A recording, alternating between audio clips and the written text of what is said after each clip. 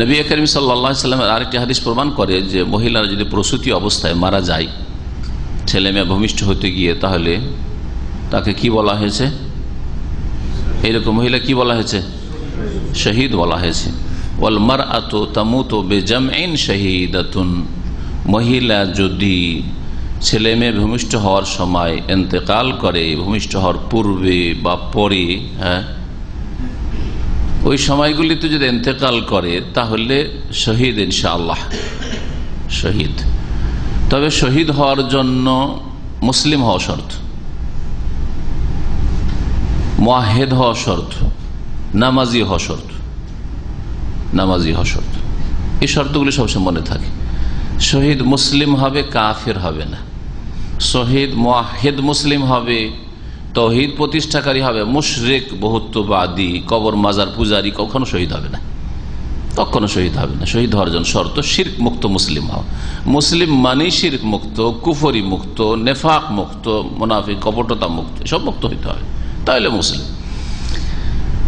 আর নামাজ ত্যাগ করা যেহেতু বড় কুফরি, সেই জন্য 5 ওয়াক্ত নামাজ কায়েমকারী হতে হবে, মহিলা হোক অথবা পুরুষ হোক। বেনামাজি মহিলা মারা গেছে, ছেলে ভূমিষ্ঠ শহীদ হয়ে বসে আছে। বেনামাজি পুরুষ আর মারা গেছে মজলুম হয়ে ইত্যাদি, শহীদ হয়ে গেল না, কখনো না। এই শ্রেণীর যারা শহীদ বিভিন্ন রোগে, যে মারাত্মক যেগুলি রোগ, কঠিন রোগ, এইসব রোগে আক্রান্ত হয়ে যেসব মানুষরা মারা যায়, যেমন পেটের রোগের কথা বলা হয়েছে ওয়াল মাবতুন শাহীদুন, অথবা ডুবে মারা যাওয়া, আগুনে জ্বলে আল হারিক শাহীদুন, সব বলা হয়েছে। এগুলি হচ্ছে হুকুমের দিক থেকে, বিধানগত দিক থেকে যে এরাকে শহীদ বলা হয়েছে, এদের হুকুম হচ্ছে শহীদের হুকুম। মর্যাদার ক্ষেত্রে আল্লাহর দ্বীনকে শক্তিশালী করতে গিয়ে যারা শাহাদাত বরণ করে বা মারা যায়, তাদের মর্যাদা কখনো পাবে না। আর যেসব মাসলা মাসাইল রয়েছে, ফিকহি মাসলা মাসাইল শহীদের সাথে সম্পর্কিত, সেগুলি এদের ক্ষেত্রে প্রযোজ্য না। যেমন জিহাদের ময়দানে কেউ যদি শহীদ হয় তাহলে গোসল দেবেন না, কিন্তু যদি নেফাসের অবস্থায় কোনো মহিলা মারে তো গোসল দেবেন না। কেউ যদি আগুনে জ্বলে মারে তো গোসল দেবেন না। দেয়ালে চাপা পড়ে মারা যায়, তো দুর্ঘটনায় মারা যায়, গাড়ি দুর্ঘটনায়, তাহলে কি গোসল দেবেন না? পেটের ব্যাধিতে মারা যায় তো গোসল দেবেন না? না, ওইগুলো হুকুম নেই। ফিকহি মাসালা মাসাইল যেগুলি কোরআন হাদিস থেকে মুস্তাম্বাদ, এগুলির হুকমে শহীদদের ক্ষেত্রে প্রযোজ্য নয়। এজন্য বলছেন যে মহিলাকে যে শহীদ বলা হয়েছে, ফাইন্নাহা তুজরা আলাইহিল আহকামুজ জাহিরা, বাহ্যিক যে বিধিবিধানগুলি রয়েছে মাইয়েতের সাথে সম্পর্কিত, সেগুলি করা হবে। মিনাত তাগসিল, গোসল দিতে হবে, ওয়াত তাকফিন, কাফন দিতে হবে, ওয়াসসালাত, জানাজা পড়তে হবে, ওয়ালাহা আজরুশ শাহীদ। তো শহীদ কোন দিক থেকে? শাহাদাতের সওয়াব পাবে, প্রতিদান পাবে, মর্যাদা পাবে। ওই মর্যাদা না হোক কিন্তু হুকুমের দিকে আল্লাহর কাছে শহীদ হবে ইনশাআল্লাহ। তবে শহীদের ক্ষেত্রে আরো মনে রাখেন, শহীদ কথাটি আল্লাহ রাব্বুল আলামিনের পক্ষ থেকে মর্যাদা, তাই না? যখন আল্লাহ মর্যাদা দান করেন, তো কে শহীদ সেটা আল্লাহ জান, আল্লাহ মর্যাদা দেবেন না আমি আপনি দেব। সুতরাং আজকাল এইরকম কেউ মারা গেলেই শহীদ আর শহীদ আর শহীদ, শহীদ শহীদ অমক, শহীদ তমক, শহীদ অমক, এইসব যে শহীদ বলা হচ্ছে। আত্তালা আল গাইব, আল্লাহ কোরআনে বলছে যে তোমরা কি গায়েব কি উকি মেরে দেখেছো? গায়েব সম্পর্কে তোমরা জেনে গেছো? আমির তাখাযা ইনদা রহমান আহাদা, নাকি আল্লাহর কাছে এরকম প্রতিশ্রুতি নিয়ে এসছো যে সব শহীদ হয়ে এসছে, আমরা জেনে এসছি আল্লাহর কাছ থেকে, আল্লাহ তোমাদেরকে এই রকমের হুকুম লাগাবার ক্ষমতা দিয়েছে। সুতরাং এই যে আজকাল প্রবণতা শহীদ বলে দাও, যদিও আল্লাহ রাস্তায় মারা যায়, তারপর নবী করিম সাল্লাল্লাহু আলাইহি ওয়াসাল্লাম আমায়ুদ্রিক, তুমি জানো কি করে যে শহীদ? তুমি সার্টিফিকেট দেন না লাগে। আর একটা স্কুল কলেজ মাদ্রাসা ইউনিভার্সিটি থেকে সার্টিফিকেট যদি পেতে হয়, আপনি বাইরের লোক আমি বাইরের লোক, তো আমি সার্টিফিকেট দিতে পারি না। সেই সার্টিফিকেট দেবে সেই প্রতিষ্ঠান দেবে।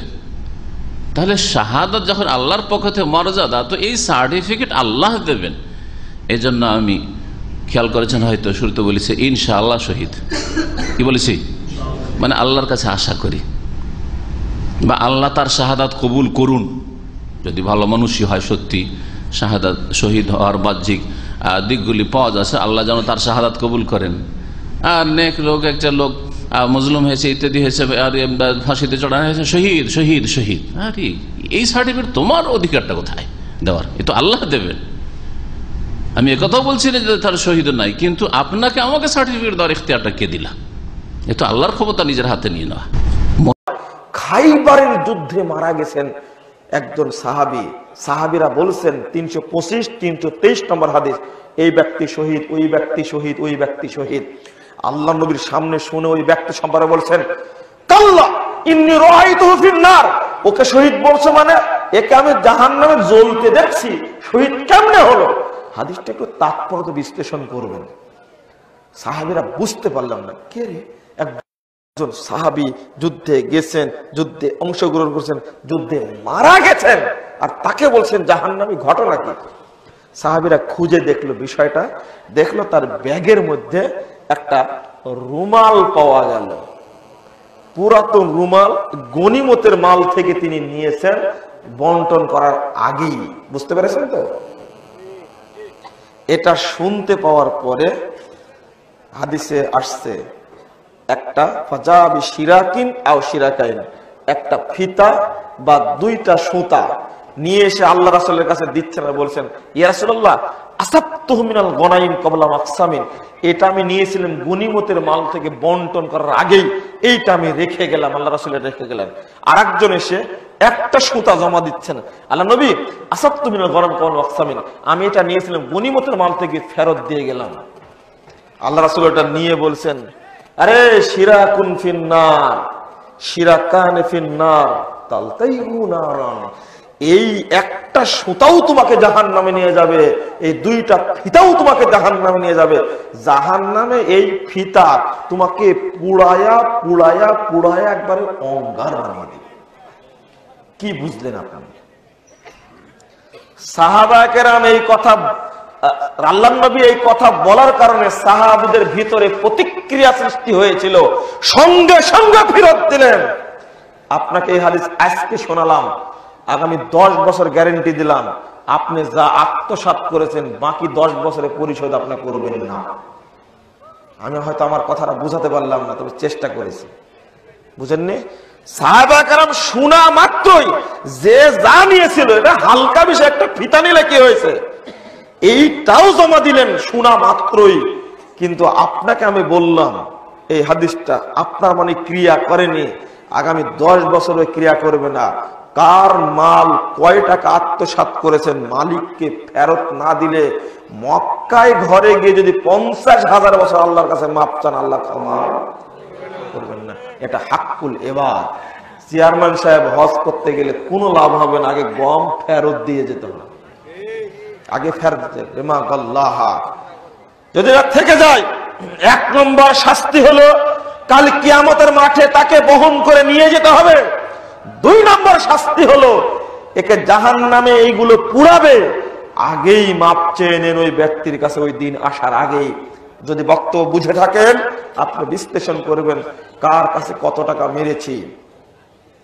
কসাই গোশত বিক্রি করে, তারও খবর আছে।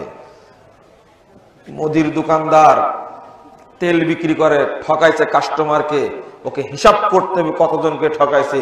ফেরত না দিতে পারলে মাপ নিতে হবে আগে, না হলে ওর মাপ হবে না। ওয়ালা তাসরিকু, চুরি করো না। শেখ মুজিব বলেছিলেন যে 7 কোটি মানুষ, কম্বল কয়টা? 7 কোটি। আমারটা কই? মানুষ পেয়েছে সোনার খনি, আমি পেয়েছি চোরের খনি। বাংলাদেশের প্রেক্ষাপটে বক্তব্য ঠিক আছে? ঠিক নাই মনে হয়। রাগ করছেন আপনারা, রাগ করলে আমার যায় আসে না। যদি আপনি চুরি করেন এখনই ফেরত দিতে হবে, বাঁচার কোনো কায়দা নাই। এটাকে টঙ্গীর মাঠ পেয়েছেন নাকি আপনি? শুধু পজিটিভ বলবেন, ঠিক কি বলবো না? যে না, ডক্টর গালেবকে 3.5 বছর জেল খাটাইছে সরকার, তাতে কি হয়েছে? সম্মান বেড়েছে, কমেনি? কমেছে? কমেনি। অতএব যদি লতিফ সিদ্দিকী এই দেশে হজের বিরুদ্ধে কটূক্তি করতে পারে, আমি হজের পক্ষে গলা ফাটে বক্তব্য দিতে পারি মুসলমানের দেশে না। কে কথা বলবে? কথা বলার সুযোগ নেই। তুই পোষা বস্তা মতো গণতন্ত্রের পক্ষে কথা বলতে পারো, জাতীয়তাবাদের পক্ষে কথা বলতে পারো, আমি আল্লাহর পক্ষে থেকে নাজিল হওয়া ইসলামের পক্ষে কথা বলতে পারবো না? ইনশাআল্লাহ পারবো।